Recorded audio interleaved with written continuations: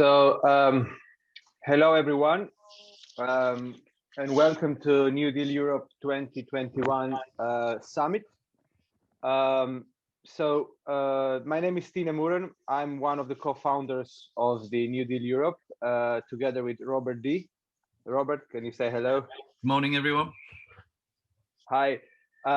We are very honored, proud, and happy to have you here and to basically be running New Deal Europe for the second consecutive year, given how difficult the times were for us to do it, but even more for you working in the industry, just trying to hold on and survive these times. But I hope we are all seeing some positive improvement, and we are seeing some light on the end of the tunnel. And this summit, in a way, is kind of highlighting this and opening to the new area where we're all going to go back to enjoy doing what we do and working in our business. So as I said, we are the New Deal Europe. We have a really interesting panel of guests today.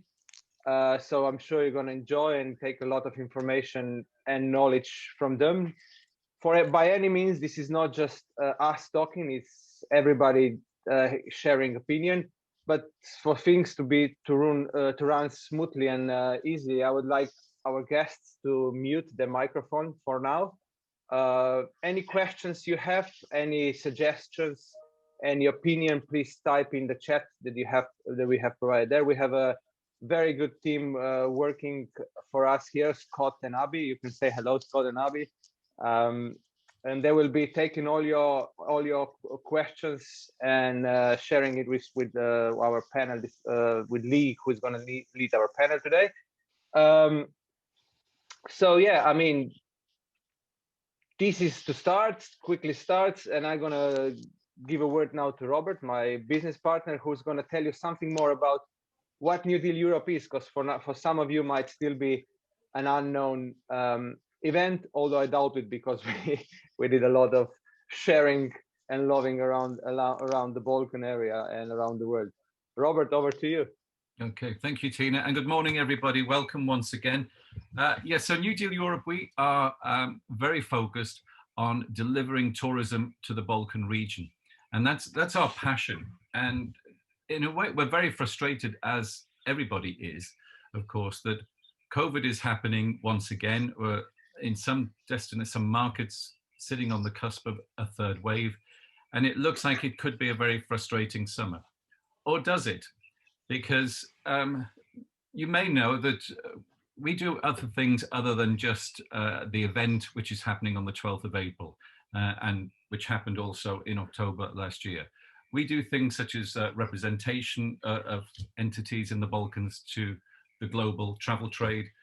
We do education, we do media, and all of those things kind of combine in a way in the weekly blog that we write on our website, and is also posted on Medium and in LinkedIn. So if you're not already following New Deal Europe on LinkedIn, please follow us, because that's where we post all of our updates about the event and all the news that we see that's happening in the region. Now, in these blogs over the last 6 months, we've interviewed people from across the spectrum. So it's been suppliers in the Balkans, people in the markets.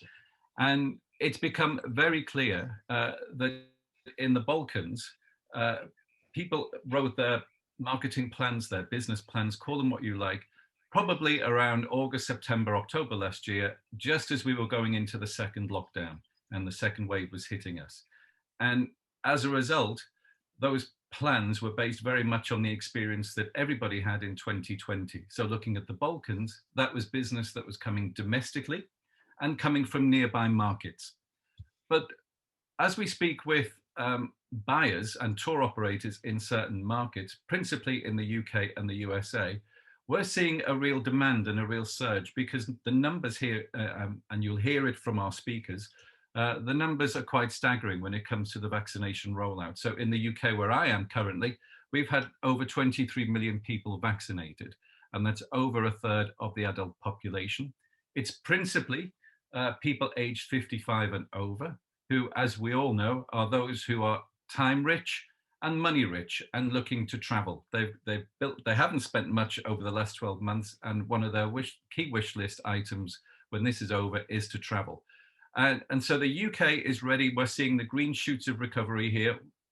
Chatting with people in the USA, we're hearing the same thing. Every time there's a positive announcement, there's a surge in bookings.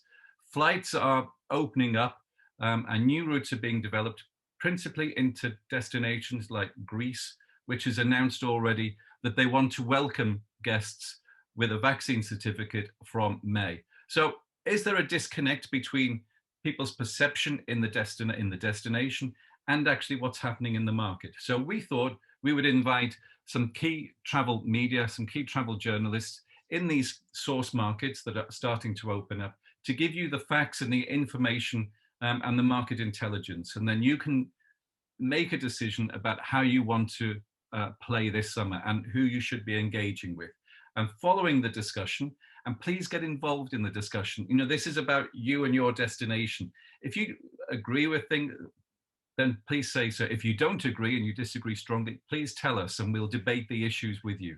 But we want to hear from you and hear your perspective as well as from the markets. So it's very important to get engaged, and we'll make sure that our moderator is aware of that.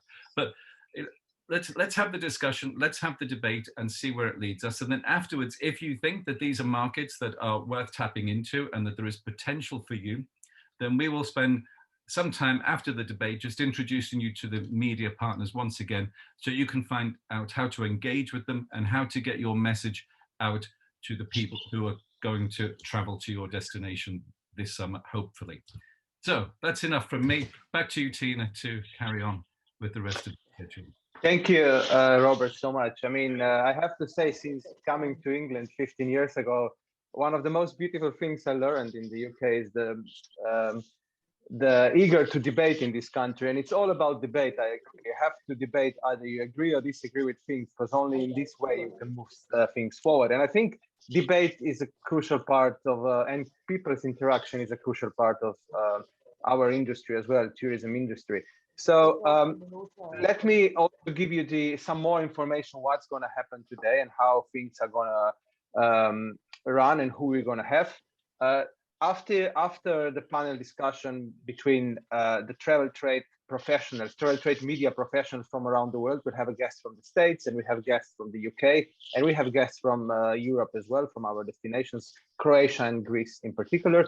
After that, you will be able to hear more what's on offer from our media partners, which are here to help you as well. So we'll have Abbie from Jacobs Media going to present the offer from Travel Weekly and what Travel Weekly has to offer for you. And then we'll have Tom from News UK, and you can hear what's on offer from the consumer side of media as well. I will kindly ask again everyone to who is not on a panel discussion now to put your mics on mute, so we don't hear some rattle and hum in our background. And without any other further ado, I would just like to give words to my colleague Lee Hayhurst from Travel Weekly UK and his panel to see what they prepared for us today. Lee, are you with us? I am. Tina. Hey Lee, hi. How are you today? I'm good, thank you. Yeah. Excellent. Thanks. So thanks. Over to you. Yeah, thank you, Tina, and thanks, Robert, for the intro. Actually, Robert mentions a really key date in his intro, April the 12th. Not only is it the New Deal Europe event, but it's the date that the UK, we're anticipating to hear a lot more about our gradual unlocking. And having got a lot more information on February the 22nd, I think it was, when Boris Johnson laid out our roadmap, there's incredible amounts of optimism, particularly given what's gone on in the last 12 months, that we'll hear some very interesting things on April the 12th about how tourism, how travel can reopen this summer. I think, we know it's all going to be caveated around how the pandemic itself is panning out and numbers, but there's certainly been a lot of optimism, and we'll hear about that in a minute from my colleague, Katie, from Travel Weekly. So that's what we're going to do. We're going to have Katie first. She's going to give you a bit of an overview of where we think things are in the UK. And then we'll hear about the US. We think those two markets are interesting, in particular because of the rapid vaccine rollout, particularly in the UK and the US. That really seems to be changing dynamics. And we've got our eyes and ears on the ground. We're getting both consumer and trade feedback on what we think sentiment is. And like both Robert and Tina said, we would like to hear from you guys. If you've got questions, do put them into the chat, and Abbie will make sure I can see them on my chat here. We can put them to the relevant speaker. So anyway, I think that's enough for me for the time being. Katie's going to come in now and do a quick run through from the perspective of the UK, and then we'll begin the other speakers. So Katie, over to you. Thanks very much, Lee. Really appreciate that. So hello, everyone. Thanks very much for joining us. So I'm Katie. I'm Features and Supplements Editor at Travel Weekly. So we look after all the destination content for travel agents in the UK, just giving them that kind of inspiration and information they need in order to sell holidays. So I'm just going to share my screen. Don't worry, it's not a long presentation, I promise. I know it's early on a Monday morning, but we'll just run through a few of the key points, just outline the picture in the UK. So hopefully everyone can see that properly. Do shout if you can't. So as Lee and Robert have just mentioned, I'll just outline what the current picture is in the UK and how we intend to emerge from lockdown. I've got a lovely picture of Boris Johnson, our Prime Minister here, who I'm sure is a familiar face for all of you. So on February 22nd, the Prime Minister outlined our roadmap out of lockdown. Key dates, I won't bore you with when our hairdressers are reopening, although I'm sure that is a key concern for a lot of people. That and the pubs, obviously. But the key dates really for travel are, as Lee just mentioned, April 12th, which is not only when kind of self-contained accommodation, cottages, holiday lets, that kind of thing, and outdoor dining and attractions can reopen, but it's also the date when we will get the report from the Global Travel Task Force. That's a government body led by the Department for Transport, and that is the date on which we expect to find out a lot more information about how travel will resume and when that can happen and on what basis it will be allowed to happen. So obviously the fact that New Deal Europe is happening on that day, I think suggests that perhaps Robert and Tina have some kind of private line to Boris Johnson that they've never told us about, which I very much hope will be the case. But it does actually mean that it will be a very, very good day to be talking to the UK travel trade, because every time we have seen a little bit more certainty come back into the market, a little bit more guidance from the government, we have seen an increase in bookings. In fact, just after that February 22nd roadmap was outlined, we did see a spike in bookings. A YouGov survey found that the travel sentiment, so not necessarily bookings, but people wanting to travel, increased from 46% to 55% of adults wanting a domestic holiday and 28% to 34% of adults wanting an international holiday. So just that little bit of certainty, a little bit of clarity from the government about how travel can resume is leading to an increase in the number of people wanting to take a holiday. Then we lead on to our next stage in the reopening of the UK, and that'll be May 17th. And that is the earliest date at which UK travellers can travel abroad for leisure purposes. It's not set in stone, so I do think sometimes we just have to kind of have a bit of clarity over that. It is the earliest date upon which it can resume. It will not necessarily say that it definitely will happen on that date, although the industry is very hopeful and everyone is working towards that goal. Then we move on to June 21st, which is the next stage and the point at which we hope to kind of return to a little bit more normality, with social distancing rules relaxed, everyone just kind of hoping to go back about their business a little bit more. But I do just want to temper this with a little bit of a reality check. These are subject to certain tests around the vaccine rollout, the vaccine effectiveness, the infection rates, and the identification of no new variants of concern. So it's just worth kind of keeping that in mind, because we know that consumers are keen to travel, but there is just that little bit of worry, a little bit of uncertainty until they know exactly on what basis they'll be allowed to travel. The bookings are still being a little bit slow to come back in. And the other thing that slightly complicates the picture from the UK is there is different advice between England, Scotland, Wales and Northern Ireland. And of course, then the Republic of Ireland is subject to a completely different rule book. So we in England, which is where I'm based, we are seeing a lot of appetite for travel and quite a facilitative approach from the government. There have been a little bit more caution expressed by the leaders in Scotland and Wales in particular recently. So it's just worth bearing in mind. I would imagine England is the biggest source market by quite some distance, but it is worth bearing in mind for those Scotland, Welsh, Northern Ireland, and then the Republic of Ireland connections, that the picture may be slightly different. But as Robert said, there is lots and lots of stuff to be positive about. We're at 24 million vaccinations. 24 million people have had one dose. 1.5 million people have had a second dose. And so hopefully that does lead the way to some kind of resumption of travel. I think we can hear somebody's mic, so just a reminder to just be on mute if you can. So what we are seeing is that inquiries are rising. Definitely the little bit of certainty leads to a lot more interest, but bookings have lagged behind that by quite some way. So it's just, again, something to think about. People are interested, they want to know where they'll be allowed to go this summer.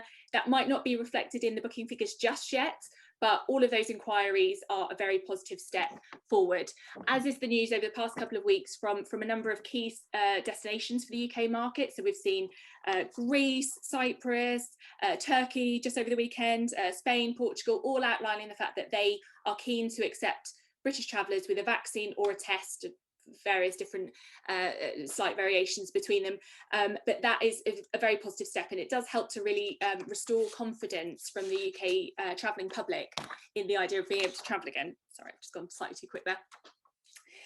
So we are seeing a mixed picture, I think it's fair to say, in terms of the number of people actually intending to travel, actually booking a holiday. What I would say is that consumer sentiment moves very quickly at the moment. It's a very fast-paced news environment.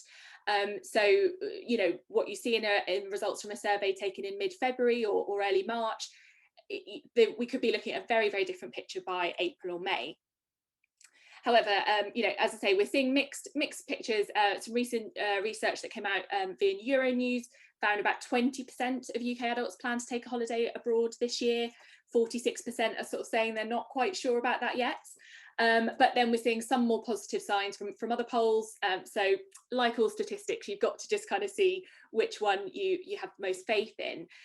We are seeing sort of more familiar destinations, particularly in Europe, but also further afield, making up the vast majority of that interest and those bookings. So I think that suggests there's an opportunity there for the Balkan region to perhaps slide in there and hope that people can sort of get to know the region a little bit better, and therefore they might be a bit more interested in making a booking where they're not able to perhaps go to their usual sort of US holiday, Thailand, safari holiday. There's a real opportunity there for the Balkan region to get better known among the UK market, seeing as it's still a sort of relatively undiscovered market, I think, in the UK, bar the kind of really obvious Croatia, Greece destinations. So there's definitely some opportunity there. We are seeing people booking for the summer. A recent travel survey by Advantage Travel Partnership, which is a large agency consortium in the UK, found 21% of bookings made in the first week of March were for June, July or August of this year. So there absolutely is interest there in people travelling, not at the volumes, not at the capacity that they normally would, but it is there. However, we are also seeing that they found 49% of bookings were for 2022 and 23. So there is absolutely an opportunity to go out and capture that market, get some people in over the summer, but also to take a slightly longer term view and look ahead to 2022 and 23. What are people actually wanting to do on those holidays? Well, in the UK, city breaks and package beach holidays make up the vast majority of people's travel. We are seeing a bit less interest in city breaks, I think, for understandable reasons. Although you do keep getting a lot of people saying, well, actually, I want to go there while it's quiet.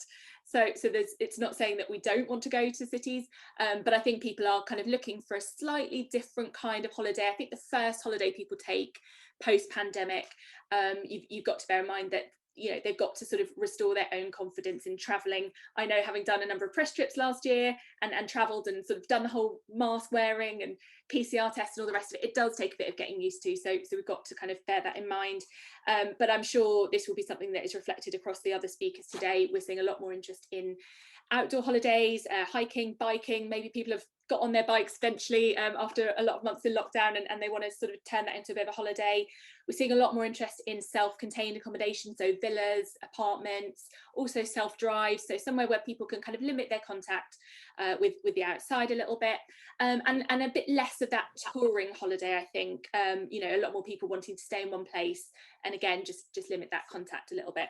I think also one of the key things we're going to see this year is an absolute ultra lates market. I've taken that phrase from a Balkans tour operator that I spoke to the other day. It's not just a lates market. We're not talking May, June necessarily. We're talking people booking and traveling potentially within the same week because they want that certainty. So again, even if bookings aren't trickling in just yet, all hope is not lost for the summer.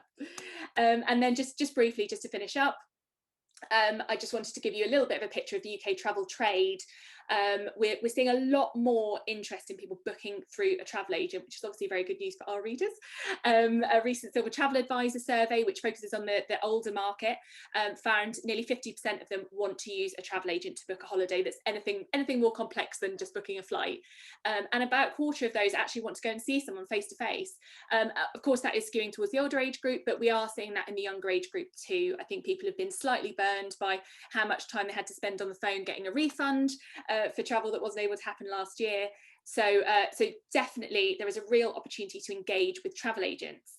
I've just mentioned briefly, again, I'm sure this is reflected across other markets, but people are wanting more financial protection. So ATOL protected holidays, for example, in the UK, that is a very big selling point. Flexible booking policies, and the trust in that travel company is absolutely key.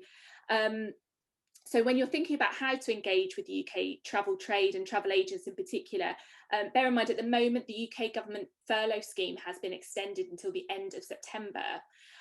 So that means that actually we've still got quite a proportion of people who work in travel in the UK, either working part-time or perhaps not at all. So there's a real opportunity there to get in there and sort of speak to them, re-engage them, improve their product knowledge, which I think is something that is lacking, unfortunately, with the Balkans market in particular. Just the knowledge of those destinations, how to get there, etc. It could probably take a little bit of work, and particularly if people have been not working full-time for up to 18 months. So that is perhaps an opportunity for tourist boards and for suppliers, for tour operators to get in there and train UK travel agents. They're allowed to do some training while they're on furlough, so that is a really important thing to be thinking about doing over the coming months, so that you are best placed to take advantage when that pent-up demand really does return. I think the other thing we've seen is a real increase in the number of home working agents, either out of choice or out of necessity. Perhaps people have had a taste of it while they've been having to work from home, or unfortunately also, you know, people sort of out of work in that kind of traditional high street agency, and therefore looking to do their own thing from home and really sort of build their own business. Those agents tend to be a lot harder to reach, unfortunately. It's much harder to train them, to engage with them, to get them to come along to events and things. So again, there are some opportunities, but it perhaps is just slightly harder work to try and get in front of those agents. But we can absolutely see an opportunity this summer for UK travellers to sort of look to travelling short haul, look at Europe, and perhaps be wanting something beyond just that typical package holiday. And that's where I think the Balkans region can really take advantage of that. Now I'll hand back to my colleague Lee, who's going to bring in some other perspectives. Great, thanks, Katie. Thank you. Yeah, thanks for that. That's a good run through where we think we are. Certainly, I can endorse some of the sentiment stuff. My day job actually in the Jacobs Group is to oversee our digital travel brand, Travolution, and I've been looking at regular weekly updates from icelolly.com, which is a holiday comparison site. They send me a pulse tracker, and it's been really clear that pre the roadmap announcement, all the focus in terms of search, i.e. demand, was up 2022. People were basically saying this year doesn't look like it's going to happen. The moment they announced that there was a roadmap to get us out of this, suddenly you saw June, July, August come in as the most searched for months on their site. So as Katie said, news items are absolutely driving demand. We see this pent-up demand. So I suppose in parallel with the vaccine rollout, the other big action that's been taken throughout large economies is to support the economy. And I suppose that what that means is there is people with money to spend. Had the economies crashed, we've been looking at a very different situation. But that is still happening. That support is still there. So in fact, people do have money to spend. And we see that pent-up demand immediately. As soon as one country comes on the radar with a news story, demand goes through the roof. So you do have to be reactive to that and keep your eyes on what's going on. Hence the news agenda is really important. So that's something a bit from the UK. We'd like now to bring in Daniel from the US. Welcome. I know it's very early there, Daniel. So congratulations on getting up really early to join us. Well, I appreciate the opportunity. Hello, everybody. Nice to talk to you all. It's quite early here, but it's great to talk to you, and it's great to see everyone across the pond. Thank you, Katie, for the numbers too and the perspective from the UK. And we are actually seeing a lot of the same things over here in the US. Like a lot of you, 2020 was a very difficult year for the travel industry over here. I think our low point we reached last April was about 80,000 passengers passing through TSA checkpoints, so security checkpoints at airports per day, which was well off the 2 million we were averaging before the coronavirus hit. And 2021 didn't start off great either. We have to say we had some political turmoil over here, and then we had the announcement by the new administration that the CDC was going to require a negative COVID test to all passengers coming into the United States, which the thought was that was going to do a lot of destruction to sort of the international travel that was going on, which was mostly to Mexico, into the Caribbean, sort of the sun destinations in the US. Mexico anecdotally has sort of seen a renaissance because that was the only country where testing rules were really accommodative to American travelers. But the last few weeks, the last couple of months, we have seen a lot of optimism coming into the market. And mostly that's come from 2 points of views, which Katie and Lee have also pointed out for the UK. The first is that the vaccine rollout has gone better than anyone has expected here in the US, we have to say. The last numbers I looked at, we were averaging more than 2 million doses per day, which is about more than double what we were hoping to average with this new administration. And as of last week, 10% of the total US population have been fully vaccinated against COVID-19, which is more than we sort of could have hoped for at any point in time. The big announcement last week, which sort of sent these green shoots in the travel industry coming up from everywhere, was that starting in May, all adults in the US are going to have access to the vaccines, regardless of states, which sort of have taken on the role of the vaccination rollout by themselves. So starting in May, if you want a vaccine in the US, according to the government, you should be able to get it, which is really going to drive travel demand, which I have some numbers about. The other point I wanted to mention was that, like Lee said, the economic situation here is also for personal savings rate is better than people could have ever expected. According to numbers, Americans have more money in their savings than they have had ever before. And even starting January, which is the last month we could pull numbers from, it's up 20% just from that month alone. So according to American Express, Americans now have an estimated of $3.9 trillion in savings, which is up from $1.38 trillion prior to the pandemic, which is great news. And the thought over here is that if consumers wanted to spend that money on discretionary items, there was no hurdles for them to do that during the pandemic. And that money that's been earmarked in the savings, those rainy day funds, those are for travel and those are for experiences. So we expect a lot of money to move into that sectors coming forward. In terms of demand, we did see another big report last week from American Express Business Travel, which basically said for leisure travel, 80% are answering that they expect to travel sometime within 2021, which we know is a few months out, but according to the report, 87% of people said that having a trip planned in the future gives them something to look forward to. And we think that's big news for the travel agents here, which is our audience as well. And we think that's big news for the travel suppliers, both domestically and abroad. In terms of what's going to happen over the next few months with travel, we expect these rules, which differ state by state. For instance, I'm in New York, and we've had sort of one of the harshest lockdowns after experiencing a very dark winter last year. Even here, the rules have started to sort of get lifted by the governor, and even the city here is experiencing more economic activity. It seems like every day, but we expect travel to start very quickly domestically as rules get lifted, as travel companies are again able to accommodate people. For instance, the cruise lines, we're still sort of waiting on the final timeline here for cruise lines to be able to cruise domestically. We know the UK has already gotten that okay, but we have this cruise lines in America still have not been able to get it. But we expect the domestic travel to start up, and then slowly the international travel start as well, as people start getting used to the idea of providing vaccination proof at airports and going in at customs centers around the country.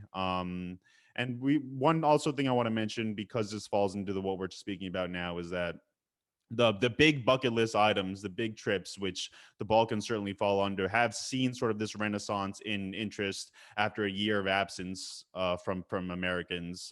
So, for instance, again, I'm going to mention the cruise lines because I'm super familiar with them. We've seen the big cruise lines, Region 17, Oceania, Cunard, the cruise lines that are offering these once in a lifetime trips sell out very quickly for these world cruises and these special ultra luxury cruises, which is again great news for luxury travel and great news for destinations and suppliers who are going to be able to provide that sort of interest.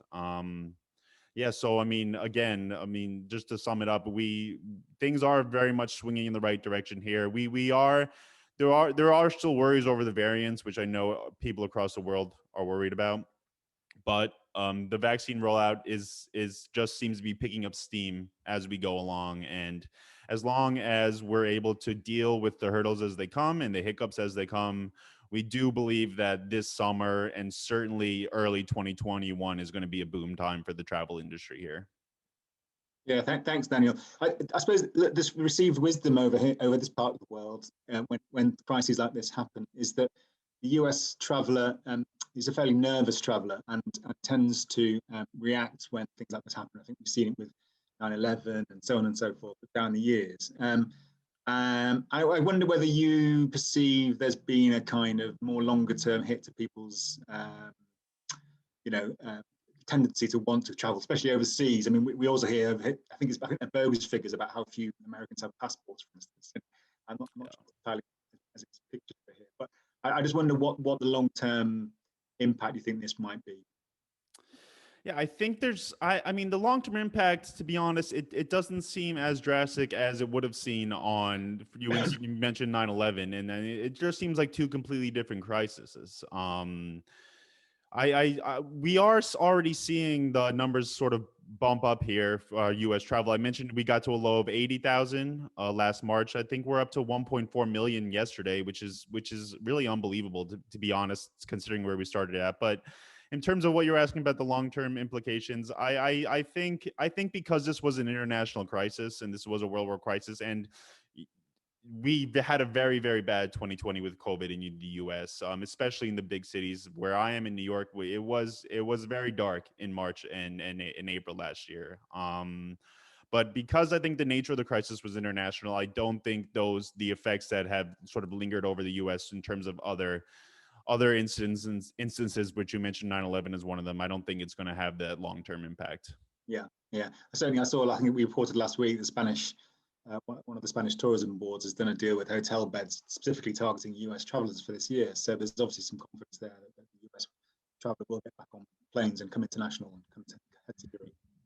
Yeah, I've heard a lot of stories about, there were strict rules, especially when the new administration came in January. But I've heard a lot of anecdotes about people doing whatever they can to travel and do whatever they can, stepping over wherever they need to step over to be able to travel, including just to Mexico. Yeah.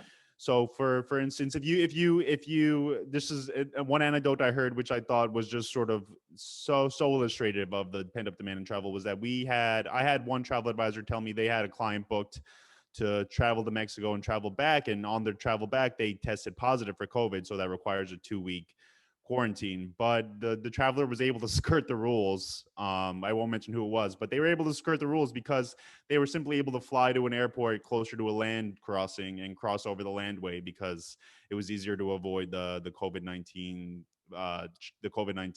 test check at the land crossing as it was at the airport border. Yeah.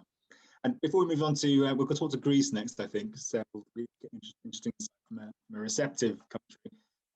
What about your vaccine rollout in the US? So here it is going along the lines of medical need first, and it's going down the age groups as we roll it out. So you might argue we're vaccinating people least likely to travel first, and then we eventually get into that kind of more mass market. What's the priority in the US? Are we going to get to a point where people who are likely to travel will be vaccinated in time before this? Yeah, so we're about as unique as the UK is, but we have 50 states. So the states took the lead on the vaccine rollout. So we sort of have a lot of differences, and there's a spectrum of how things are going. But in general, right now it's 65 plus. That's who's able to get it. And if you have a comorbidity, so if you have a pre-existing condition, which I guess is the term for in the U.S. health insurance industry, is a pre-existing condition, you're able to get vaccinated. If you're on the front lines of the healthcare industry, if you're a nurse or a doctor, you're able to get it. Or if you're another first responder, if you're a police officer or a firefighter or an EMT, you're able to get it right now fairly easily, whatever state you live in. Some of the smaller states have opened up to everyone. I know Alaska, which is population-wise a very small state, has opened it up to every single person, regardless of age. And again, what I mentioned before, the big news is that in May, if you're above 18 years old, you're going to have access to vaccine appointments. The feeling is that it is going to be fairly messy trying to get an appointment in May with the demand so high for vaccinations. But just having the go ahead and being able to do it, I think is big news and great news for the industry over here. Yeah. Okay, great. We probably should have said from the start, actually, Daniel is the editor-in-chief of the Travel Market Report in the US. We didn't mention that. Yeah, thanks. Let's ask Spiros. Spiros is from Hellenic Traveling in Greece. Hello, Spiros. Welcome. Hello, everyone. How are you? It's nice to be here. I hear a lot of positive voices, and that's very good, because as you mentioned, we're a recepting country, let's put it this way. It's interesting that we were in ITB, which ended last, a couple of days. Our Minister of Tourism announced that we will be opening our doors for tourism on the 14th of May. Of course, that's connected, let's put it this way, with the vaccination that we will be, the population will be vaccinated. So what we're trying to do, it seems, that we're trying to vaccinate a large portion of the population so that they can trust us to come and have a safe vacation, provided, of course, that they also, on their side, take care from their sides. Now, although at the beginning, or at this point, everyone is saying that we need proof of a vaccination, I really don't know what is going to pan out eventually, because there are a lot of discussions and how we're going to do that, and et cetera, et cetera. So, but the main important issue, I would say, here in Greece is that let's get the population vaccinated so that everybody feels safe to come, so that they can come and have a good time, because that's what it's all about. Everybody's expecting, I mean, especially for the 2 years that we've been all locked down, what we're expecting is to go out and out in the, to the beaches, to the mountains, to, explore, experience, have a good meal, meet different cultures, all of that. We really missed it. So that's what we're all looking for. And what we're trying to secure is this health part. Naturally, everyone from the travel industry has already started preparing their hotels or their restaurants and etc., so that when the time comes, they're ready to receive all these people. So, and of course, Greece is, from what we hear as well, there's a lot of flights coming in, planned. So we hope that this year is going to be a good year. And from what I hear from the travel agents, they've got bookings, and that's important. That's good. So is it in the UK here? It almost seems like there's country after country coming out saying we want British tourists this year, and that's obviously related to the vaccine rollout. And we're very much in demand, which is very nice. So we do seem to be the country that people are targeting. It seems like what we'll end up with is maybe travel corridors again, where one heavily vaccinated country is prepared to accept visitors to another heavily vaccinated country, and mitigating risks. Is that how you see things panning out? That's what I believe. Yes, that's how it's eventually going to happen. I mean, at the moment, I think I saw something in the press last week that Britain having taken its first step out of lockdown, as Katie set out earlier. I think Greece now has got the hardest lockdown currently in Europe, because yes. you've had increased instances of COVID. Is this almost like a sort of harsh preparation as you're getting the vaccine out there? That's right. You can cut down now in anticipation that the summer will be better. Yes, exactly. Just to give you an example of how harsh it is, if you don't have to go to work, first of all, for you to go to work, if you have to go to work somewhere, you have to have a proper or a very specific piece of paper or document that proves all of this. If you want to go out for exercise, you can only go out for about a kilometer from your home. You can't take your car to drive away. So it's really locked down. You can the only ones that are open, the shops are supermarkets and pharmacies and, things that are essential. Otherwise, everything's locked down. And if you want to buy something, you do that through the internet with courier. So I believe that, yes, what we're trying to do here is we're trying to minimize the pandemic as much as we can, and we are doing that. And of course, this is some other additional proof that, yes, we're taking care of what we do so that you can feel secure. And eventually, and of course, everybody's being vaccinated. Yeah. So that is like a message that we want to convey that, yes, we are trying our very best to be a very safe country to come and have a good time, because that's what it's all about. And obviously with Greece, so much of the product is on islands. So now you can see certainly islands are going to be much easier places to control. You have got land borders, it's not so porous, but you are going to need flights going into those islands. And I was speaking to someone in the industry the other week, and they estimated that even the sort of the mass market carriers will only be operating at 60% this year. So there'll be a lack of seats coming in for the beds that are available. That's well, we're not over. So I mean, last year we were expecting, what was it, maybe a 5 or 6% of what we had in tourism. We have to be logical. People are still scared. So we still have to manage things in such a way that we're still preparing for the future, because that's what we're actually doing. We have to be safe, and we have to take very cautious steps in how we go about our tourism, so that people start feeling safer, maybe as we go into 22 and 23. So it's not going to be an easy ride, I think. But do you think island destinations have got a better chance this year because of the nature of being on an island? Well, have you been to Greece? I have a few times, yeah. Okay. Okay, well, if you're on land and islands, yeah. Yeah, it's the same thing. You really feel that you're on a big island. It's okay.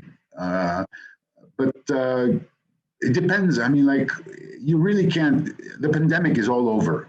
Wherever you go, there is, except for very, very small islands. I mean, my descent is on a very, very, very small island. It's got 200 population in the winter, and they're all vaccinated right now. But when the time comes that, that summer comes around, just the locals that live around Greece or abroad, just locals, that population reaches what, 3,500 plus whatever tourism that it'll have. So, I mean, I don't think that it's safer or better. It's all around. If everybody keeps safe and keeps the measures that they have to keep, it's safe anywhere eventually.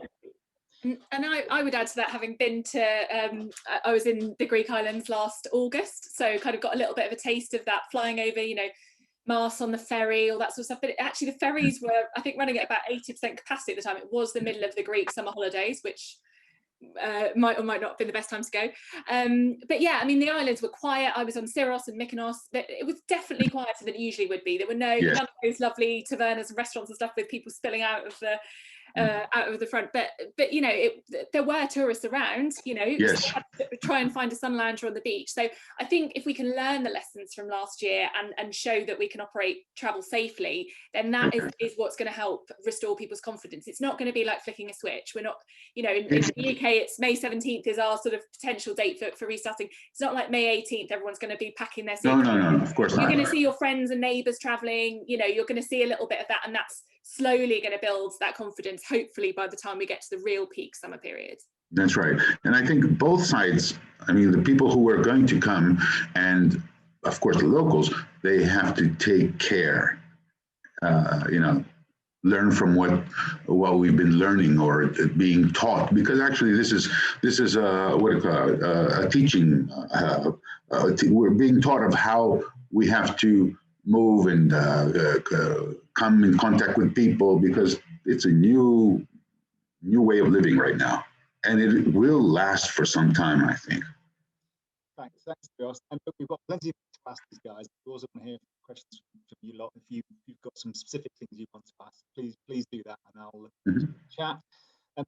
Let's bring in a view from Croatia now with Goran. Morning, Goran. How are you? Good morning. Great. Goran, greetings from Croatia. It's from Croatia, yeah, from HRTurizam in Croatia.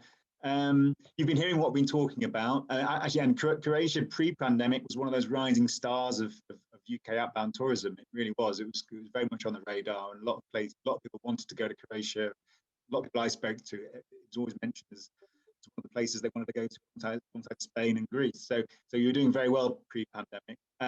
What are you hearing from your side of things about this summer and optimism for something coming back? Yeah, well, normally the big problem is distribution of the vaccine in Europe. So every country is trying to move faster. I think that until the summer we have a couple of months, so the epidemic situation in all Europe and country will be much better than right now. Yeah. So I think the summer will be basically great, better than last year. Last year in Croatia we have 50% of the record year 2019. So this year we expect 10% better than last year. We have stay protocols in Croatia that everybody, from hotels, from accommodations, everything in Croatia will be in this safe stay protocol. So that's the crucial for trust to the tourists normally. And we have Enter Croatia, a website that people can come into Croatia by car, because normally we are lots of tourists came in Croatia by car. For example, like Germany, Hungary, Slovenia, Austria, Czech Republic, which is our primary markets. Epidemic situation from now is really good in Croatia, but like we say here, every 2 weeks is crucial.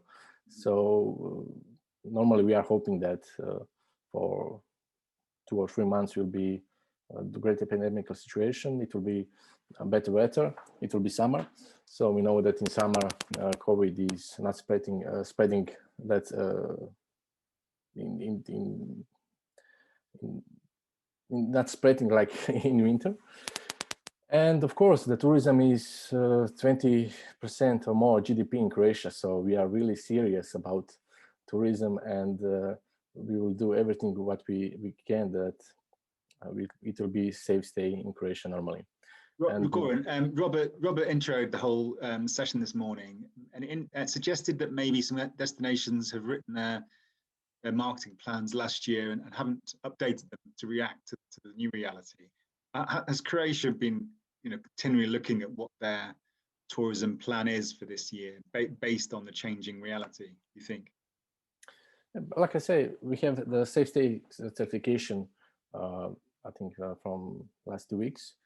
We have entered Croatia. We have testing protocols and normally all epidemic protocols in all Croatia and all destinations.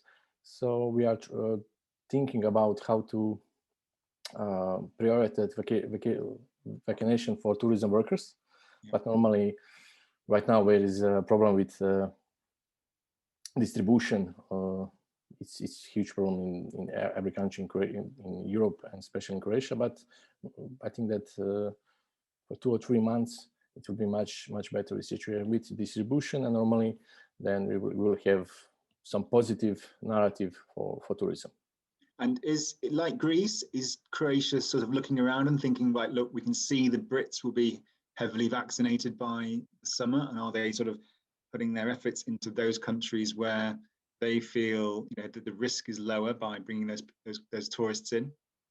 Yes, like every country, UK now is a focus market for every destinations, I think, especially because UK, Israel, and America have 2 great results with vaccinating the people. So normally that UK market right now is primary target for every destinations. So we are trying, we are communicating with the market, normally our Croatian National Board. And I think that right now, every country will trying to get some travel agreement with UK government, like for example, Israel and Cyprus and Greece, what they made.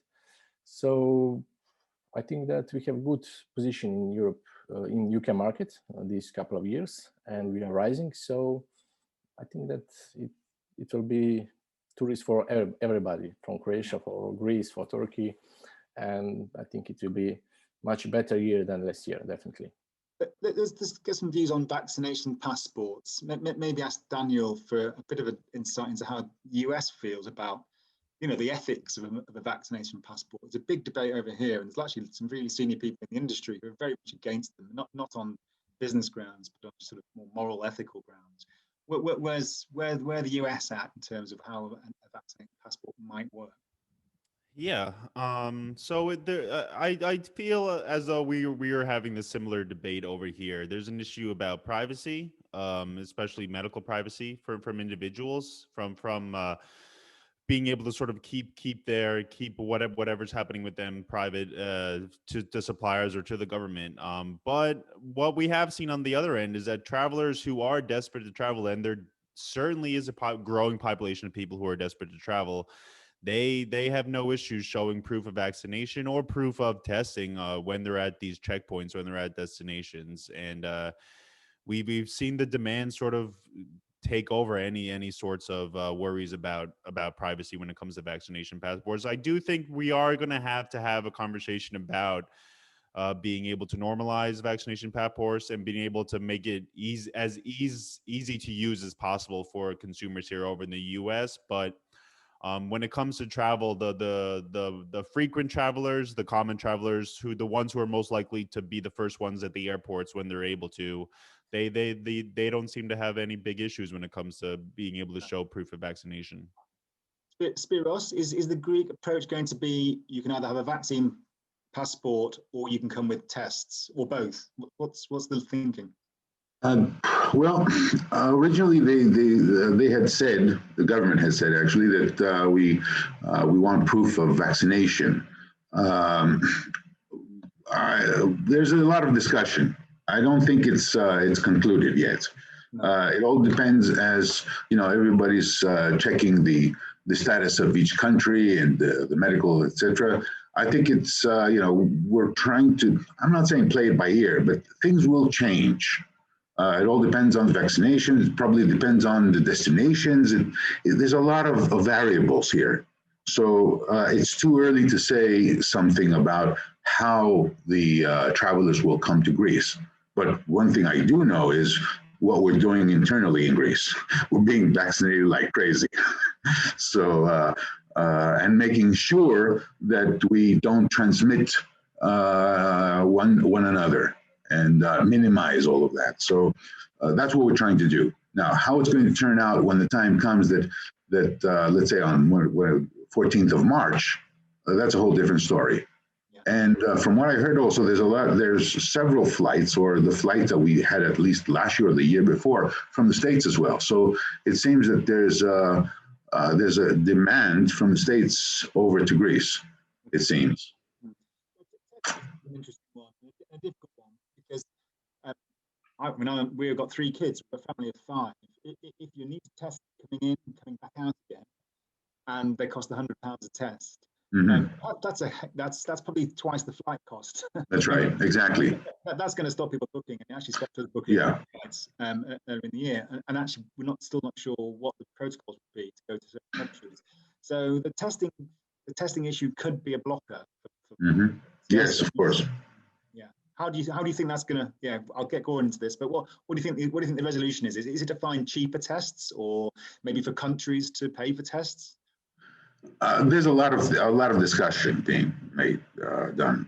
So I don't really know where it's going to pan out, but definitely there will be a solution to that, and something very crystal clear, because we need tourism as well. I mean, everybody wants tourism. It's it's something that we want, but everybody wants to be safe. That's the key word here. So we have to see what we have to do and what measures we have to take so that everybody is safe. Not only, let's say, Greece, but our visitors as well. That's the important part. Yeah. Goran, you wanted to say something on tests? Yeah, I think that it is important to highlight that COVID passports are not and should not be the only condition for travel.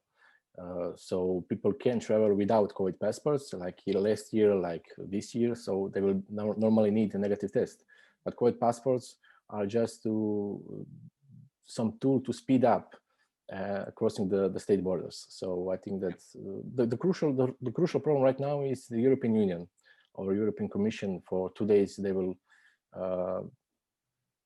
talk about clear standards and protocols for traveling in Europe. And I think that all destinations, countries in Europe are awaiting what is some standards from European Commissions, because it's not logical that every country have some different protocols for borders and etc. We are in Europe. We must to talk about what is it is good speed test or PCR test or whatever. So we need clear protocol that we like destinations can prepare for that. And then I think that this is a crucial, and especially for tourists, because they need to have clear communication how to travel.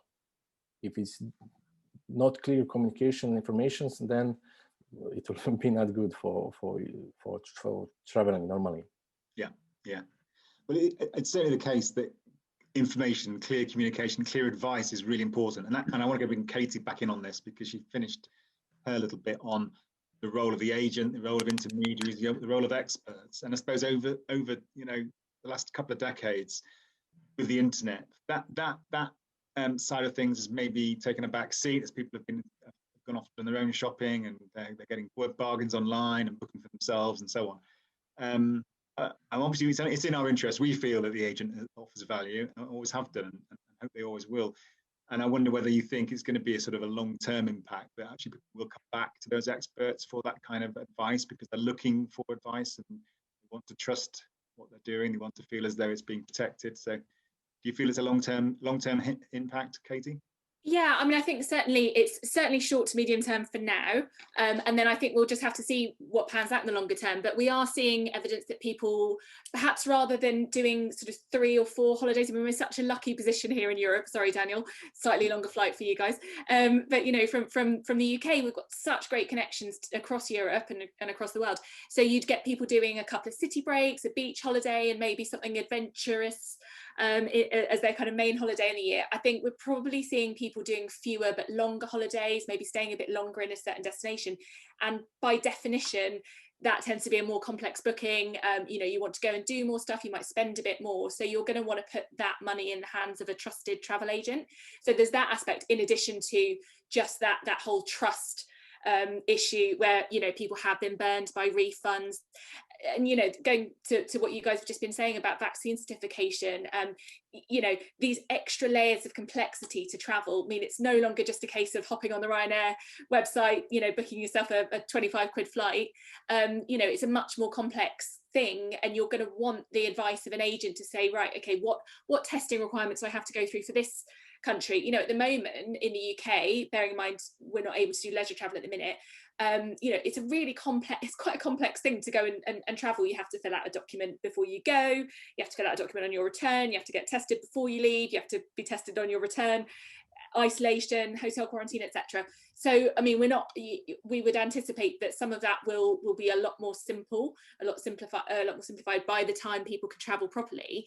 But it's not going to go away overnight. You know, we are going to be talking about traveling with PCR testing requirements, perhaps with vaccination certification. There's a lot of support for vaccine certificates actually in the UK. I think a recent poll found 69% of the UK adults surveyed were in favour of vaccine certification, because it's not just about you travelling, it's about knowing the other people on the flight with you are also you know, have been tested or have been vaccinated. So yeah, I absolutely think, Lee, that there is a real opportunity here for the travel trade and for frontline travel agents to remind people of their existence. And actually, we've seen some fantastic innovations from agents in the UK and operators.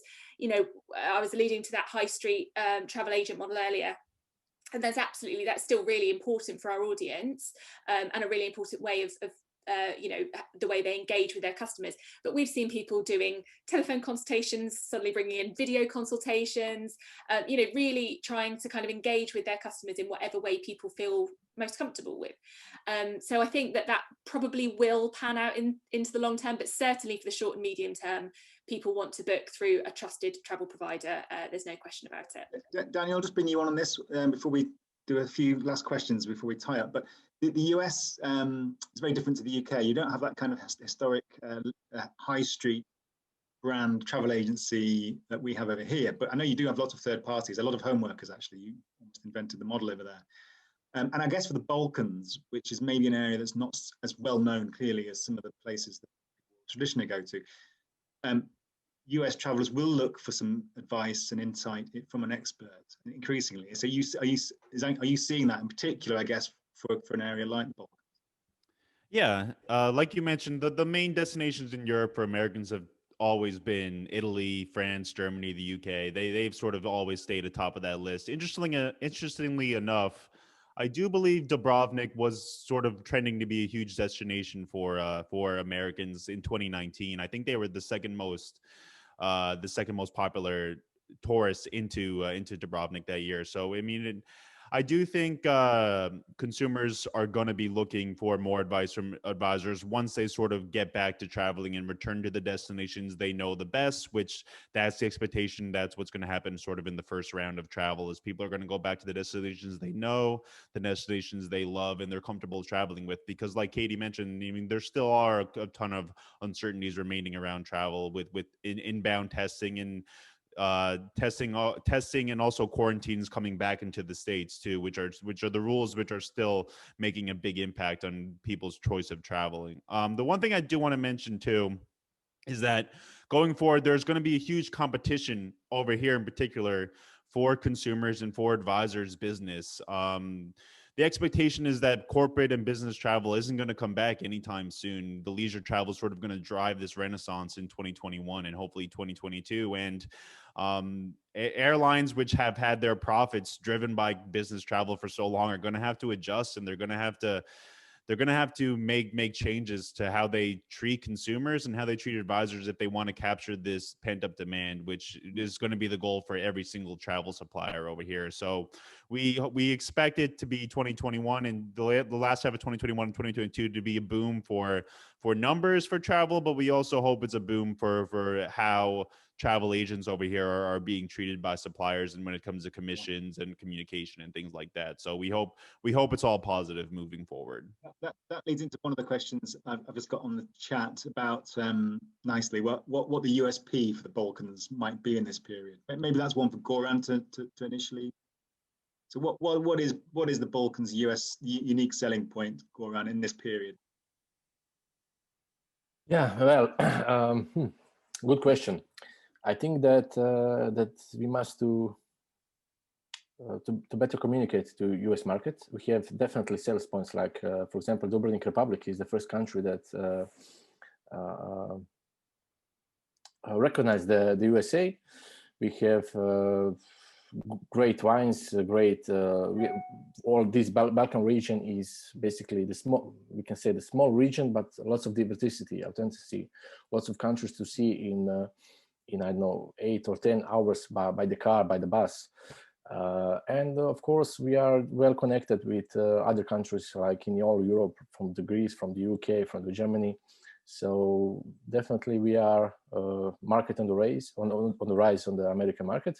Normally this situation a little bit change up in everything is tourism, but we see, especially in Dubrovnik, like Daniel said, that we have strong demand the last this couple of 5 years, and even a split. And for example, lots of demand is from digital nomads for Croatia right now. So I think it's a good mix to come here, because we are close to the Europe with lots of great products from, for example, islands, from Korčula, from all this Mediterranean. Zagreb, like capital city, is really close. So we have a good package for everybody. Yeah, and Spiros, I suppose you can speak on behalf of Eastern Med in general, but Greece in particular. What do you think the USP for that wider region is going to be in the near period? Well, the U.S. has been traveling to Greece, and it's the American traveler is a totally different traveler than what the European is. They're looking for different things. They're looking for experience. They're looking for culture. They're looking for experiences. Whereas, let's say, the European traveler, he sees it as a relaxation destination. So actually, the American tourist, he's going to come to Greece. He's going to hop over to Italy, probably to Spain. Probably it's like what tour operators are asking from Europeans, like the island hopping. I would say the Americans do the country hopping when they come around Europe. So this is the American industry. I mean, the American market is a whole different story. You have to build on it. It's not like the way we treat, let's say, our destinations within Europe. So there's a matter of trust. There's a matter of cost. There's a matter of there's a lot of factors that go into it. And of course, the states have a lot of things to do within the states. And of course, around the states, in other words, in Canada and then Central America. So and of course, your cruises, right? That's a big industry, which they've got available. So once they've got that out off their bucket list, let's say, then they have, let's say, Europe. So we're not their first priority. We have to be realistic. And of course, what we have to do in Europe is we have to show them or tell them what we have to offer. And what we have to offer has to be of high quality as well, because there's a totally different standards of services that they expect. Lee, if you don't mind, I would just add quickly there that there's you can see, I'll try and make it a good one. You can see there's a real opportunity there for this kind of smaller scale accommodation providers. This is not a hugely developed region in tourism, perhaps with the slight exception of Greece, but it's not mass market. So there's a real opportunity there for smaller, local sort of individual suppliers to really capture that market, particularly from the UK, as we're looking perhaps to travel more short haul than we would normally would, particularly for this year and perhaps even into next year. There's a real opportunity there to kind of grab that. I mean, where Goran's talking about, you know, I've been in Pula, where you sort of get outside there and really it's 10-15 miles at least between hotels or even between villas. So I think that's what people want at the moment. So the real opportunity for the Balkans market to kind of grab that appetite for travel. Okay, look, guys, thanks. I'm going to have to wrap it up there because I've been told to finish at 10 past and it's 11 past. So I'm going to close this session. I'm looking forward to, I know you're looking forward to April the 12th as NDE because that's your big event. I'm looking forward to it because the barber's open in the UK. I could have a haircut at last. I'm not as blessed as Tina in terms of the hair. I can't grow it. Yeah. So Thank you. That's my big lockdown roadmap out of lockdown, get my hair cut. So thanks for that. I think we've got some good insight, hopefully, from the guys on the call about what's going on in the various sports markets and from the region itself. And I think now I'm going to hand back to Tina, maybe, who's going to introduce I'm taking over from you. Thank you, Lee, and your guests. Really great debate, and we could go on forever. I mean, thank you to all sides of the pond and either Mediterranean ponds or the Atlantic. I would like to say to our guests here today that they should by any means communicate with Travel Trade Media. They are a great source of information. They offer an excellent opportunity for advertising and communicating with those who are going to sell your destination. So please be in touch with all of them, either in your domestic markets or whatever in the US, UK, Ireland, throughout the Europe. So if you need any information or contacts from our guests today, I will be happy to provide you with any. But to see what actually a media company in travel sector can offer to you, I invited Abbie today. Abbie Downes she is a part of our New Deal Europe team, but she's also going to be presenting what Jacobs Media or Travel Weekly Group can give you as a tourism destination or development agency in terms of helping you promote your destination. How can they work with you? Abbie, are you with us? I'm here. I'm ready. Here you go. It's all yours. Perfect. Thank you so much, Tina. So yeah, just to introduce myself. So my name's Abbie. So I'm from Jacobs Media Group. And so not only are we sort of event partners and media partners with New Deal Europe, we're also we've got Travel Weekly, which is our leading brand. So I've just got a short presentation. I thought I'd take you through some of the main opportunities that we can work with everyone, and then hopefully if anyone has any questions, we can go from there. So hopefully everyone can see the slideshow. 1 second. Perfect. Just obviously shout if you cannot. So yes, obviously just to introduce ourselves from Travel Weekly. So not only will I be if you're attending New Deal Europe, not only will I be your point of contact for the event, but of course we do want you to promote your destinations as well. So we've got loads of different opportunities that we can work with you through 2021. I do see some familiar faces, so I know there's a few of you that we work with already, but it'll be really great to build some new relationships with some of you. Perfect. So I just thought I'd start off by talking a little bit about Travel Weekly's distribution. Obviously, we do offer print and we have digital opportunities as well. So first of all, our circulation is ABC audited. So we have a circulation of 14,703. So we have a very significant circulation, and 91% of which is actually requested controlled circulation, which is obviously the best kind of circulation that we want. You know, we have 58% of the UK print advertising market share, and we've got a really sort of long-term readership as well. So on average, most of our readers at Travel Weekly have been reading us for over 9 years. So really, really loyal readership base. And of course, being in print is very important to us. You know, over the last year, one of the things we could have done was to just get rid of print completely. But, you know, 98% of our readers do read the paper edition of Travel Weekly. So it's very important that we keep that traditional print readership. Definitely. So just moving on to digital. So there's lots of digital opportunities, obviously. We've got travelweekly.co.uk. So in 2020, we actually delivered more than 14 million page views, which was 6 million more than we did in 2019. And I think, you know, as we were saying earlier about the news really, you know, being what everyone's reading at the moment and driving demand, we've got a really, really strong editorial and news platform at Travel Weekly. In terms of our digital reach, so we actually have travelweekly.co.uk we have 80% market share over our nearest competitor, which you can see in the bottom right hand corner. And we've got our Solus email database, which we have over 6,500 subscribers. So Solus emails is where you can send a dedicated email out to all of our database advertising your destination or product. We've also got our editorial database of over 11,000. So that's where we do send a digital edition of Travel Weekly every week to our database. And we also have AM and PM business alerts and news alerts as well. And of course, we've got social media. So we do have a very strong social media following. We've got 170,000 followers across all of our platforms, which is more than all of our other competitors combined. So, you know, we've not only got the traditional print avenue, we've got digital via the website, via emails, and we've also got our social media. So that's something that we can work with you on as well. In terms of events, so Travel Weekly do organise some of the biggest events in the travel industry throughout the year.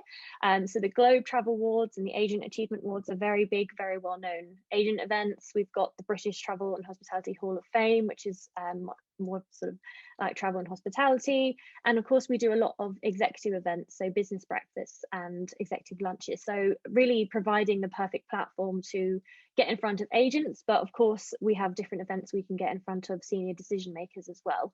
And you know, you can get involved through sponsorship. We can give you sort of a platform to speak on as well. So just moving on to destination coverage. So obviously speaking to all of you lovely tourist boards today. So some of the stuff that we are sort of working on to sort of promote destinations at Travel Weekly, and that's something that the lovely Katie works on in our editorial team. So, you know, the real focus for us is to help agents drive bookings to these different destinations. And, you know, we've got our journalists at Travel Weekly, and we really do, like Katie talked about all the different press trips that she's been on, not only in the past year, but throughout the years before. You know, we've got making sure that we've got journalists able to report from the key destinations. We're able to help with fam trips. We can promote your fam trips. We've got press trips, and we've got our features list as well, which I'll just show here as a preview. So we have sort of revised this. This is Katie's baby, really. So we've revised this. We've got more European features in there than ever before. And what's really great for New Deal Europe and the Balkans region is that we do have a couple of Croatia and the Balkans features this year. So 15th of April, so coming up very soon, so the week after the event. So if anyone does want to get involved with some advertising or advertorials, definitely do get in touch as soon as possible, really, so we can get you into the 15th of April feature. But of course, if you need a little bit more time, we've got another one on the 1st of July. We do have a Greece and Cyprus, so for any Greek tourist boards or products, the 8th of July and the 16th of September. And then we do have the General Europe feature on the 3rd of June and the 22nd of September. And, you know, we're, you know, open to working with you guys and making sure that we're promoting your destination in the most relevant issue of Travel Weekly that we can. One of the initiatives that we launched last year is the Restart and Recovery Hub. So this is on travelweekly.co.uk. So it's a dedicated page called the Restart and Recovery Hub. And it's basically a one-stop shop where destinations and suppliers can have all their information that they want the trade to see. So inspiring videos, images, most importantly, I suppose, when they're opening back up, what kind of entry restrictions, not only visa requirements, but vaccine requirements, testing requirements, and all those health and safety information that we need the travel trade to know. And for example, you know, they have all these different destinations that they can sell, but which ones can their clients actually go to? So the Restart and Recovery Hub is a very useful site, I suppose, where agents can have a look, and we'd love to get as many of the Balkan regions on there as possible. In terms of getting involved, so we do offer a £5,000 restart and recovery package. So not only do you get your own page, so you can see on the right hand side, I've got the screenshot. So basically you would click onto that and you'd have your own page on the site. You'd also get a full page advert in Travel Weekly, a dedicated Solus email out to the Travel Weekly database, an MPU or a banner on our website, and of course we'd help you do social promotion across Facebook and Twitter as well. So that's our sort of package, I suppose, where you get the most value out of it, although we can do, you know, if you just want to be featured on the hub, we can do that as well. So different options here. So I mentioned advertorials before. So if you want to sort of communicate your marketing messages and customize your content, we can work with our journalists. So Katie and the editorial team can create sponsored adverts and advertorials for you. And these will be written and designed by the editorial team. And of course, you get final say. So I put the prices in here as well. We've got custom supplements. So this is where you can create a bespoke guide. So, you know, it can be a significant number of pages and it will go out with Travel Weekly. And of course, you know, if you want to do a complete selling guide to your destination, that's something that we can work with, again, with the editorial team. Competitions and incentives. So we do have a competitions page on Travel Weekly. It does get, in the 3 months to 31st of January, the page got just over 4,000 views. So it is a nice, well-visited page. And what we tend to do is we recommend you do run a competition or incentive for a month or so that gives it enough traction.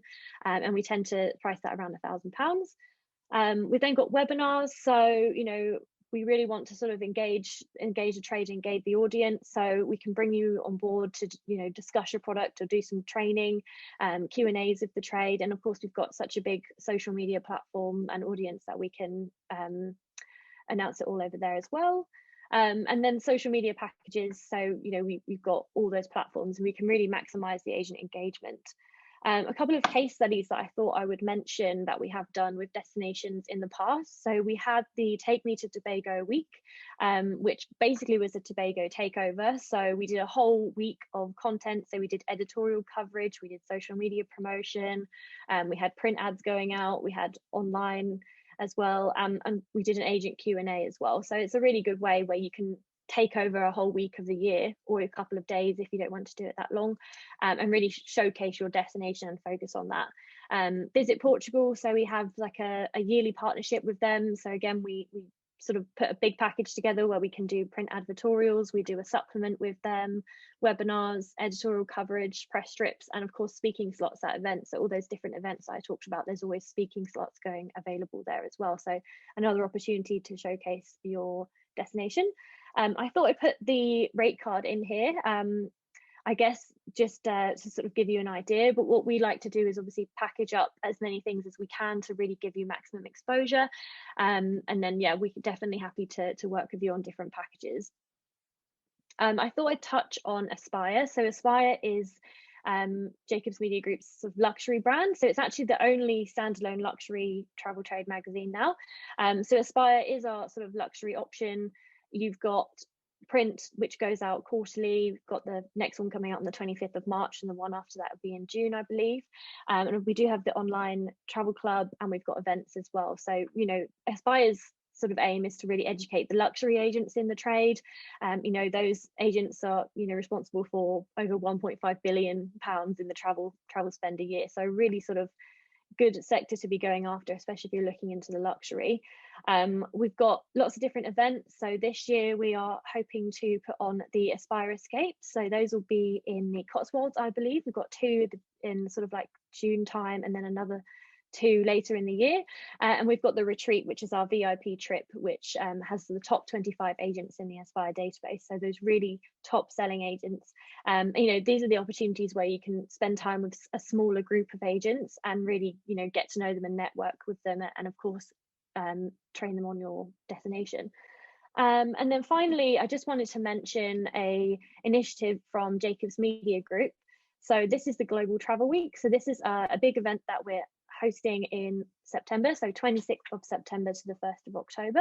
And basically the idea of Global Travel Week is that it's going to be an event where we can showcase all of our different JMG brands. So part of this week we'll have the Connections brand. So we're doing a Connections for All event. So basically this will be a B2B event. We're going to do it hybrid, obviously hope to have as many people there in person as possible, but obviously we know that it's, you know, it's a very likely possibility that some people still might not be able to travel by then.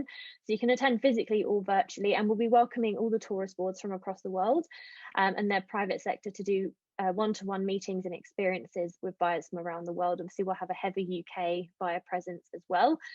So this is actually an initiative we are working with New Deal Europe on.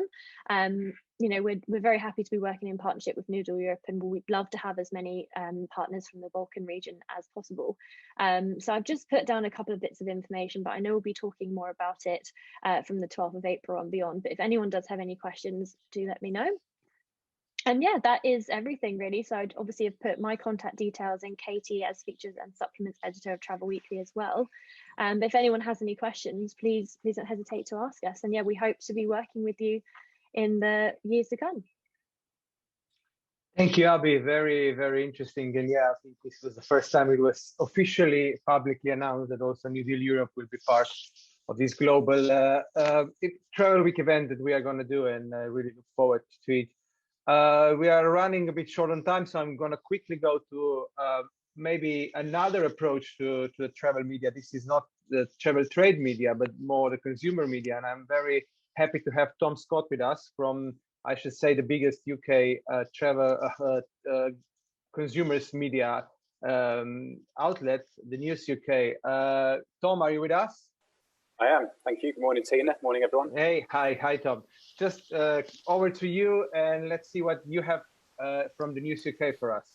Yeah, absolutely. So, as some of you may know, we were actually due to be hosting the event last year at our offices in London Bridge. So, hopefully next year we'll be able to, when the world will hopefully be a place we can all start travelling in once again. So, I've got a couple of slides. I'll just talk you through just a little bit more about News UK. Sort of some things that we can do, and then also I'm going to talk a little bit about some research just done in very brief detail. So hopefully you can all see that. So just to give you an overview, so I'm sure some of you will be familiar with who we are as a business, but just kind of recap. So we are, as Tina said, we're pretty much the biggest news media outlet here in the UK, and sort of part of a far bigger global network within News Corp. So for us, our sort of core traditional brands have been The Sun, then The Times and The Sunday Times. So from the Sun's perspective, that is the leading news brand in the UK in terms of audience reach. So reaching a phenomenal number of people every single month. It's a sort of a far more mass market title. To say enormous reach, very, very well known from a travel editorial perspective. That's edited by a lady called Lisa Mino, who's a multi-award winning travel editor, and very, very good.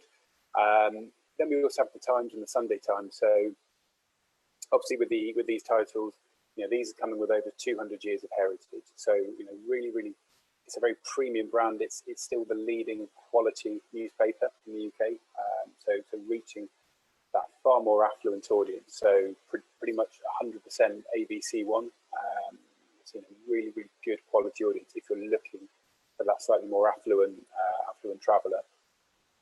And then from the Sunday Times perspective, just in terms of the amount of time people spend reading it, you know, it's huge. People are spending over an hour and a half every week reading it. It does tend to be one of these things where you'll get it on the Sunday and actually sort of work through it over the course of the week. We also then have a suite of radio stations. So we have Virgin Radio here in the UK, which hopefully you know. So we now have Chris Evans and Graham Norton on our breakfast shows, which has been a fantastic coup for us to get those guys. And that is actually now the fastest growing station in the UK, largely due to that investment into talent. Then we also have Talk Sport and Talk Radio. So Talk Sport being the largest sports station in the world, and Talk Radio as a voice radio station.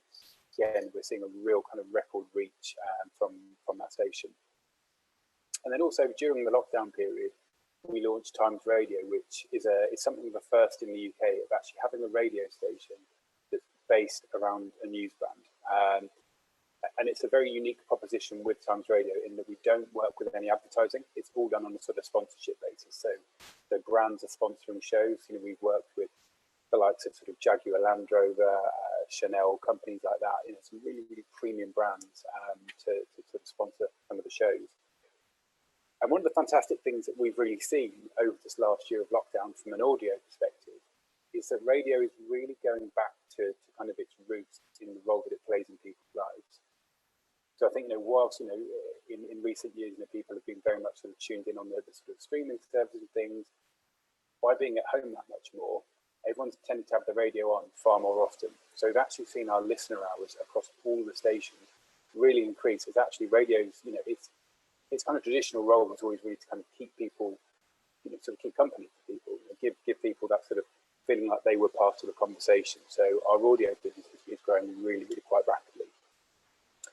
And then we also launched about 2 years ago an influencer marketing agency called The Fifth. So this was all done with very much with a view to professionalising the influencer marketplace. So I'm sure many of you will have been approached by influencers in the past saying, I've got X thousand followers, can you give me a trip? What we're doing with The Fifth is really, really professionalising that space. So properly vetting the kind of influencers we work with, and also using a mix of the traditional sort of influencer who would have perhaps made their sort of name through YouTube or other social channels like Instagram, but also working with real kind of people of influence. So we've even used the likes of Anthony Joshua in campaigns, people who aren't the traditional influencers, but they do have significant influence.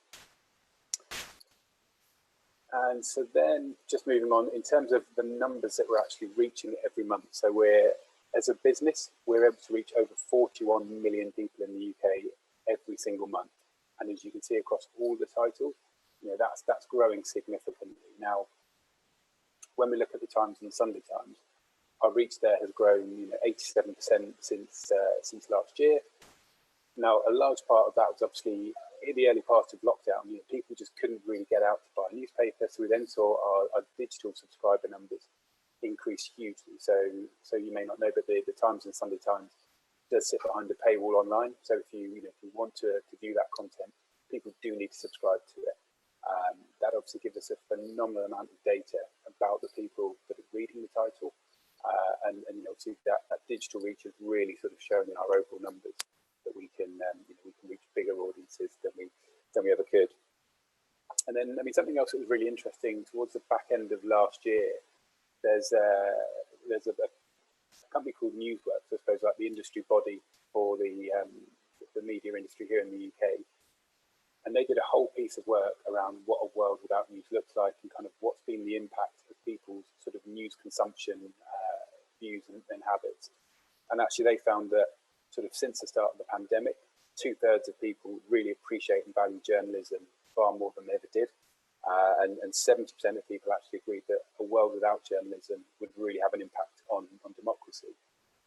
So the position that puts us in is obviously very good, because it means that, you know, our readers have a real trust in our brand. You know, people will turn to us to be informed about, you know, the biggest stories that are happening. I think particularly with, you know, with there being so much sort of news around COVID and obviously a lot of fake news, people really want to make sure they're getting a reliable source for all the key stories. So, you know, actually by working with us, it means you can be in a very, very good environment that people are turning to get the information they need in a way that they can truly trust and rely upon. So, you know, we're seeing some really, really good growth in this last year, obviously as a business, but equally from a travel perspective.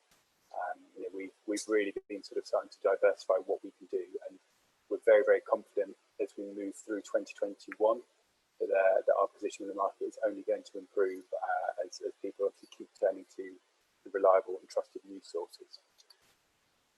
And then just finally, I want to talk a bit about, we've just recently done some reader panel research where we spoke to over 1,600 of our readers across the Times and Sunday Times and also the Sun, just to kind of get a feel for how they're feeling about travel. So just sort of some of the key points we've pulled out here. So 71% of Times readers and 57% of Sun readers, when asked of sort of a whole selection of sort of traditional big ticket spend, where would you plan to put your money? Most people were saying travel. So the next highest was about 30% saying home improvement, but then, you know, you also had things like a new car, white goods, furniture. People aren't looking for those things at the moment. People are really, really looking to get that inspiration and to get away and start traveling again. So we know that demand is truly there from our readers to start traveling once again. Almost 80% of Times readers and almost 6% of the Sun readers had their holiday plans impacted in 2020. You know, that could have either been holidays cancelled, postponed, cut short, or just not booking at all because they didn't have the confidence to do so.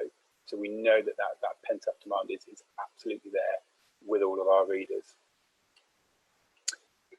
then from that perspective as well, the budget really hasn't been impacted too badly.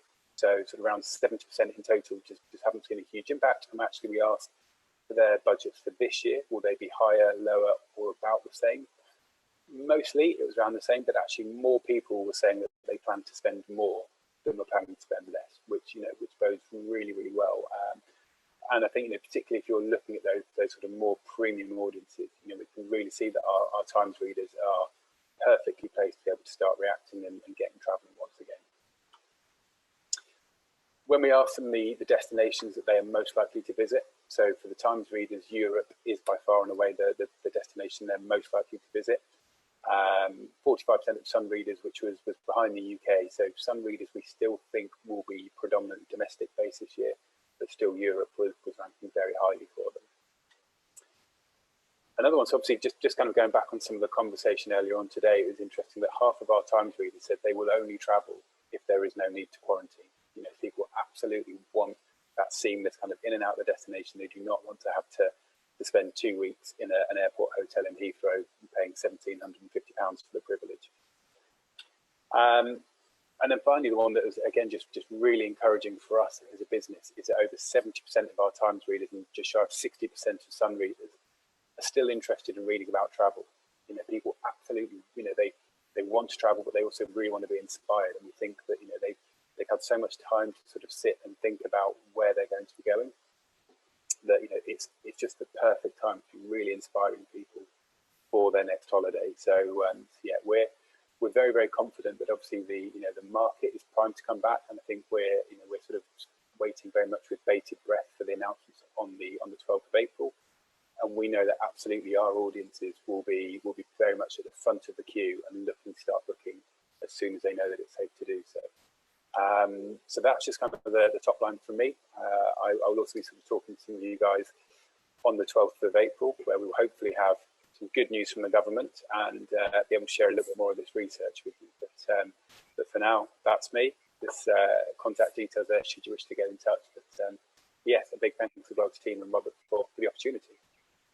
Thank you, Scott, and thank you for reminding us, Tom, and thank you for reminding us that we should be in this beautiful, not the shard, but the building next to it.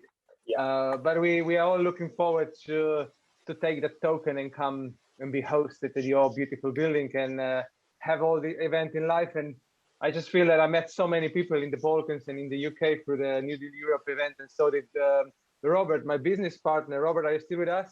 I am indeed. Yeah, so just a funny story. Me and Robert have been working every day on this previous event.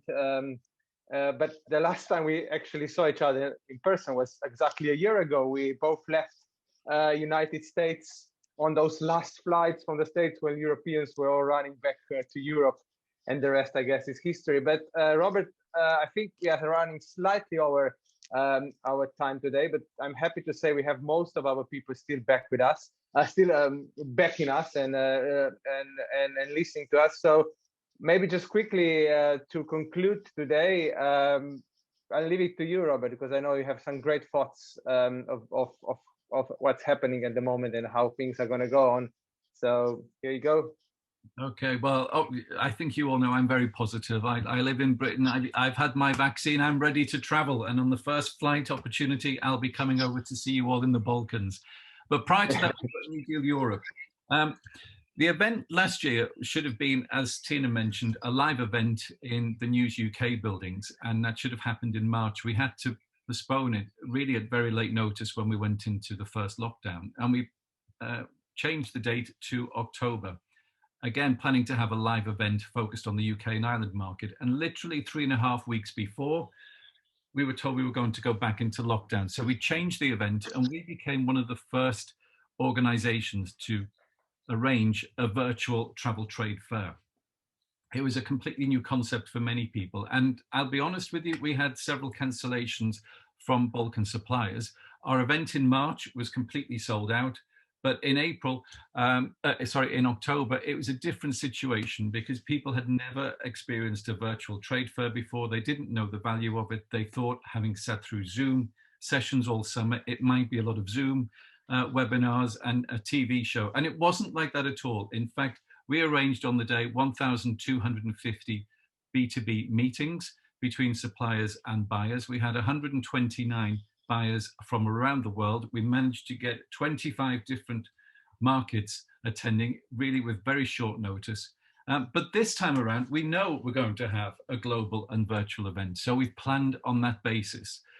Just so you know, the feedback from the event last year, from the people who attended, the suppliers from the Balkans, gave us 95% satisfaction in terms of the quality of the meetings and the buyers that they met with. And that's because we invite them. We know that these are people who've got business to your region, and we are very careful to choose and select only those people with interest in your region, either got current programs or they're planning new programs. So it's a very targeted audience that you meet with here.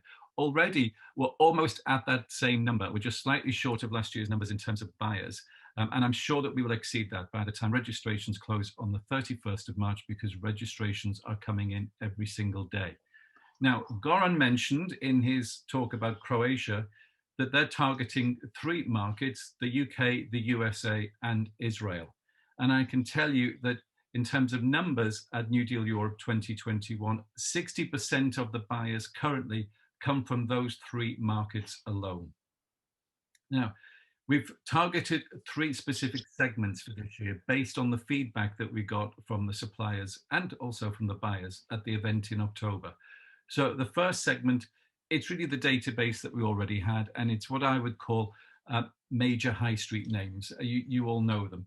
The second segment is the luxury segment and the concierge segment. And we're able to do that because of our partnership with Jacobs Media Group, who organized the Connections event, as Abbie detailed to you.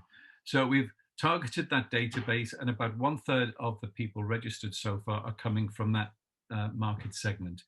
And the third and final segment that we've really drilled down into is the adventure tourism segment. Again, through the partnership with Jacobs Media Group, who organized the Travel and Adventure Show, we're able to target those operators, the niche operators looking for sustainable and responsible tourism, which I know is important for many of your destinations.